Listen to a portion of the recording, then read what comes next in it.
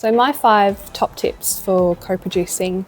The first one is about having governance and buy-in. You need to have the governance and buy-in from the top in order to do this right. When I wanted to co-produce my day services, I took a paper to cabinet.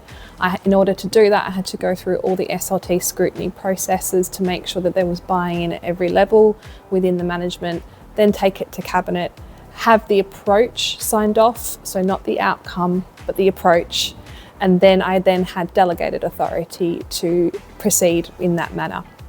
My second top tip is to allow plenty of time to do co-production.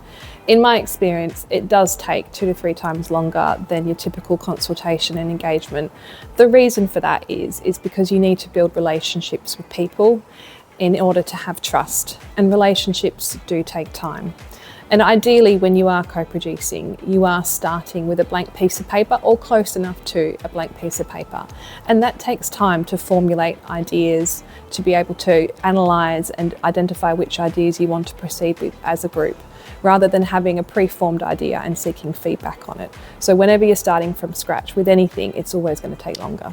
My third top tip is to be really clear with the group around the parameters for decision making, whether that's to do with the scope of what you're there to work on, whether it's to do with budget, or even being honest about what decisions the group can take and what decisions the group can't take, or whether further scrutiny is needed. You just need to be really transparent about what's on the table to co-produce and what isn't. My fourth top tip is to, if you can, have a senior decision maker as part of your group. I know sometimes this can be difficult, but by having that person involved in the process, it will ensure that they understand why decisions have been taken in a certain way, and also be able to sponsor the project and see it through to implementation. My fifth top tip is that co-production does require a particular skill set and also an attitude as well.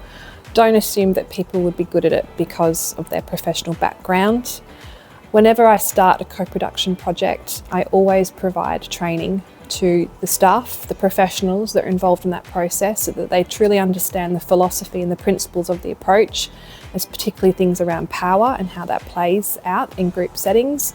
But I also provide training to the people with lived experience who are part of that process, so that they understand what commitment they're making and what the process will look like.